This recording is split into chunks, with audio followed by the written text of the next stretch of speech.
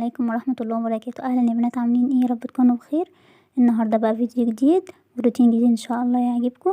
بس قبل ما ابدا الفيديو حابه اقولك لو اول مره تشوفي قناتي يا ريت تشتركي فيها وتفعلي الجرس على كل عشان يوصلك كل فيديو جديد انا بنزله. ويلا بقى تابعوني ونشوف هنعمل ايه في الفيديو النهارده. بصوا بقى، انا الفيديو بتاعي النهارده بدأ من بالليل، يعني بالليل حوالي الساعه 9 كده. قلت اوضب بقى الضرفه بتاعه الهدوم بتاعتي. يعني انا واخده الضرفه قلت لي في النص في الدولاب، فكان لسه ما كنتش نزلت الشتوي يعني وكده، فقلت لا بقى انزله و... وانزل بقى الصيفي مكانه وكده. بصوا بقى انا عملت ايه. الضرفه اللي انا بعمل فيها في الاول دي كان فيها الشتوي، نزلت فيها الصيفي كله، وبعدين بقى هحط الضرفه اللي فوقيها على طول الشتوي. انا كان عندي ضرفه الملايات كان ضرفه واحده بس، فحاولت يعني ان انا اقسم الشتوي كله على ضرفه واحده، عشان يعني اسيب ضرفتين للملايات عشان الملايات عندي كتير مع الفوط يعني كده. ف... فهتاخد يعني مكان، فقلت لا انا هحط الصيفي تحت خالص مكان الشتوي، وبعدين ارصه فوقيه في الضرفه اللي فوقيها على طول الشتوي يعني. وبعد كده بقى احط من الملايات على ضرفتين واقسمها على ضرفتين هي والفوط. دلوقتي بقى بحط الهدوم الشتوي، بحط بقى الترنجات على بعضها والجلاليب الشتوي على بعضها، وكمان الدفايات اللي بلبسها من تحت الجلاليب يعني على بعضها. وحبيت يعني اقسم كده كل حاجه على بعضها، وفي حاجات برضو كنت عايزه اجسمها، يعني في حاجات طلعتها جديد وكده فطلعتها بره خالص حطيتها في شنطه، وقلت بقى اوديها بقى للخياطه بقى عشان اظبطها يعني كده واجسمها و... واتنيها يعني وكده وتبقى على قدي، فطلعتها بره خالص. ويعني وشفت بقى اللي انا بلبسه حطيته بقى من قدام، واللي انا مش عارفه نفسي أنا مش هلبسه حطيته في ضلفه بعيده خالص في الدولاب، يعني من الناحيه التانية من فوق خالص. بس كده، ودي خلصت كده الضفه بتاعه الشتوي. حطيت بقى فوقيها الملايات. بصوا بقى انا اللي عندي ضفه فوق خالص في ضرفة يعني في النص ديت، في ضرفة فوق خالص حاطة فيها الملايات كلها الجديدة اللي انا لسه ما استعملتهاش خالص. طلعت منهم واحدة اللي هي ديت اللي هي البني في بيج ديت، قلت هبقى استعملها يعني واحطها يعني افرشها في الشتا، بس لسه مفرشتهاش، حطيتها بس كده في مكان الملايات عشان يعني ابقى افتكرها وكده بس. وباقي الملايات التانية من فوق اللي هي الجديدة مكيساهم وحطاهم من فوق خالص مش باقي جنبهم. بس كده بقى هبتدي بقى ارص الملايات على بعضها. بصوا دي بقى يعني حاولت احط يعني مقسم حوالي مثلا 3 4 من الضرفة اللي من تحت وجنبهم الفوط بالنظام كده. انا في الاول ما كنتش لاقي مكان للفوط خالص كده، وببقى كنت مكركبه الدنيا. لا قلت بقى انا اظبطهم على ضرفتين يعني وكده، ويبقوا يعني متظبطين كده. خلصت اول ضرفه.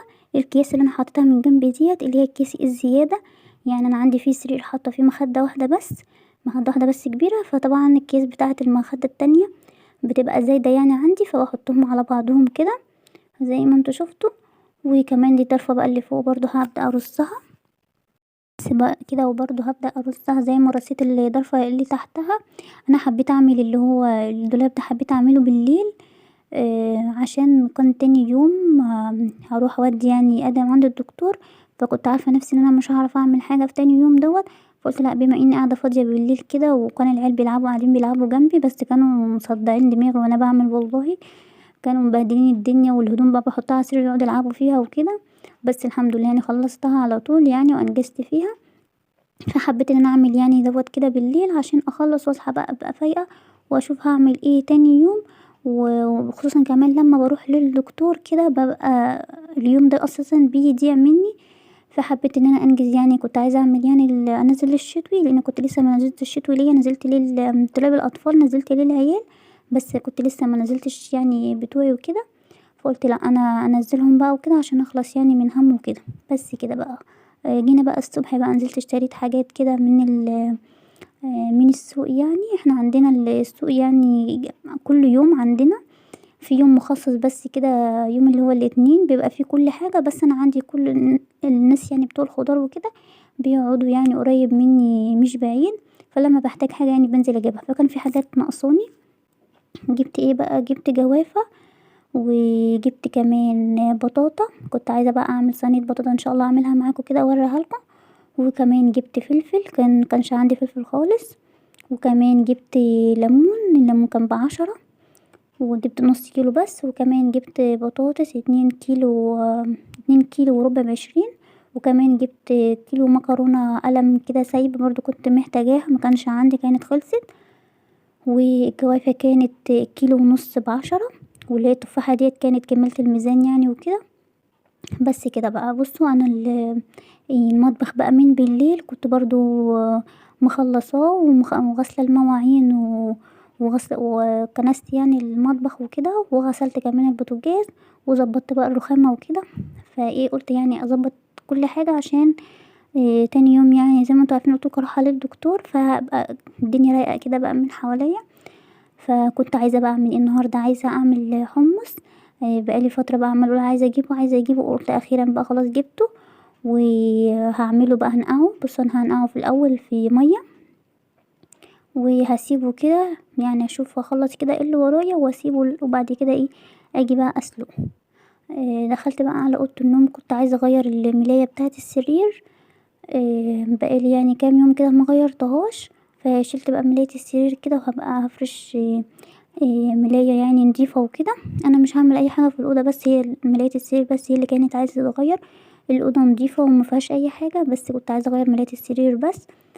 آه، يعني والدفاية بقى لي فترة يعني حطها وكده، قلت لا اشيلها بقى واغير احط دفاية يعني نضيفة يعني وكده مكانها.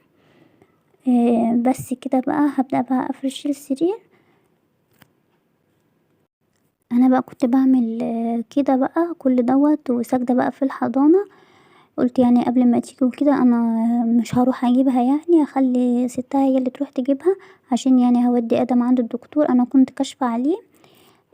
كنت كاشفة يعني عليه قبل كده من حوالي اسبوع، وده كان ميعاد الاستشارة. فكنت بعمل له جلسات وكده، فحبيت ان انا اروح عشان اعرف الجلسات يعني كده خلصت ولا ايه، ولا هبدأ اكمل فيها، لان هو كان تعبان وصدره كان تعبان قوي. قلت يعني اروح للدكتور كده. بصوا بقى انا خلصت السرير وفرشت كمان الدفايه دي نضيفه، يعني الدفايه دي بصراحه حلوه قوي بتدفي كده واحنا نايمين تحتنا بتبقى متدفيين قوي. وكمان حطيت اللحاف بتاع الاطفال دوت. انا لسه ما طلعتش اللحاف والبطاطين التقيله. لسه يعني مطلعتهمش من تحت السرير وكده. فطلعت اللي هو لحاف الاطفال ده يعني خفيف شويه في ان احنا نستغطى بيه، يعني دلوقتي الجو مش ساقع، هو ساقع بس مش قوي يعني، مش الدنيا لسه ما شتتش قوي. فبتبقى حاجه خفيفه كده يعني واحنا بنستغطى بيها وكده. بس كده انا قعدت الحمص حوالي ساعة كده او ساعتين، وبقى دخلت عشان اسلقه. بصوا بقى احط ايه، احط طماطمايه قطعتها اربع، وكمان هحط بصلايه برضو هقطعها بصله صغيره كده برضو هقطعها اربع، وكمان هحط فصين توم، وكمان احط فصين توم معاهم. وكمان هعصر طماطم يعني حوالي كوبايه عصير طماطم. بس انا ما عصرتش يعني طماطم، انا كان عندي كيس صغير كده طماطم معصوره في الفريزر. فطلعته وحطيت الطماطم يعني اللي فيه كده، وسبتها تفك بقى مع نفسها كده في الميه، وغليت يعني معاها في الميه وسبتها تفك. انتي لو مش عندك حطي حوالي 3 4 طماطمات كده في الخلاط واضربيهم واعصريهم وحطيهم عليهم. بص انا الحمص ده كنت عامله ربع كيلو، يعني الحاجات اللي انا بقولك عليها عندي كلها على ربع كيلو. بصلاية وطماطماية وفصين توم وكوباية طماطم معصورة. بس كده بقى ومعلقة ملح، وسيبيه بقى مع نفسه بقى يستوي، بس هو مش هياخد معاكي وقت خالص يعني حوالي ساعة كده بالكتير. بس كده وقفلت عليه بقى وسيبته ورحت بقى بآدم عند الدكتور. اتأخرت بقى اليوم ده جدا جدا، يعني مشيت من حوالي الساعة 12:30 الظهر، جيت الساعة 6:30 7 بالليل. فكان طول اليوم برا. انا كنت ناوية اعمل غدا يوميها بس على اساس ان انا هاجي بدري، يعني قلت بالكتير اوي ممكن اجي الساعة 2 3. لقيت نفسي بقى جيت متأخر، فجبت بقى بيتزا وانا وجاية. كان قدام الدكتور يعني على اول الشارع كده كان في محل بيتزا. ففكرت انا وماشي قلت انا هجيب بيتزا نتغدى بيها، او يعتبر عشاء كمان يعني، عشان مفيش وقت ان انا اعمل اكل. وكمان كنت جايه مرهقه جدا من اللي عند الدكتور، وادم كان تعبني جدا يعني يوميها، فما كنتش قادره ان انا اعمل اي حاجه. فجبت بقى حاجه جاهزه كده وانا وجايه.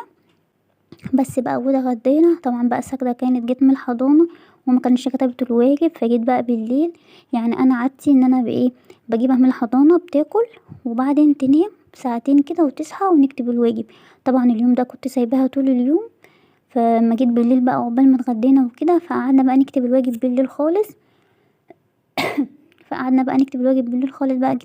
شُفت بقى خدت واجب إيه، وابتديت بقى إن أنا أعمل يعني أنا قاعدة جنبها بس سايباها بتكتب لوحدها، ولمّا بتخلّص بتقول يا ماما بُصّي أنا خلاص أنا خلّصت وبُصّي كده أنا عملت صح، بس أنا برضه بابقى متابعاها بعيني يعني لو في حاجة عملتها غلط والّا حاجة بامسحها لها، أو مش كاتبة مثلًا على السطر مش بتكتب على السطر والّا حاجة، فبابقى متابعاها يعني بس باحاول على قد ما أقدر أسيبها تعتمد على نفسها، عشان يعني أنا لو مش فاضية أو باعمل أي حاجة أقول لها هاتي يعني وخلّصي وكده وتعالي ورّيني عشان ما تخلّيهاش يعني تعتمد عليَّ يعني من صغرها، لأ عايزاها تعتمد على نفسها وتكتب يعني الواجب كده مع نفسها، بس لو في حاجة هي عايزة تسألني فيها تنادي عليَّ وكده، بس لو أنا مش باعمل حاجة بابقى قاعدة جنبها وبابقى متابعاها بعيني وباشوفها هي بتعمل إيه. بس كده خلّصت هي الماس وخلّصت ال الإيه تاني الإنجليزي وكمان خلّصت العربي، وبعد ما بتخلّص بقى خالص كده بتقول أنا عايزة بقى أحط sticker بتجيب الsticker بقى وتختار اللي هي عايزاه بس كده بقى وخلّصت الواجب وقُلت بقى أعمل كوبايتين حُمُّص بقى اللي أنا عملته الصبح اللي أنا وريته معاكم، وكده عملت كوبايتين، كوباية حطيت فيها شطة وكمون، وكوباية حطيت فيها كمون وبس، وبس كان الفيديو بتاع النهارده، يا رب يكون عجبكم، وإن شاء الله استنوا فيديو جديد، مع السلامة.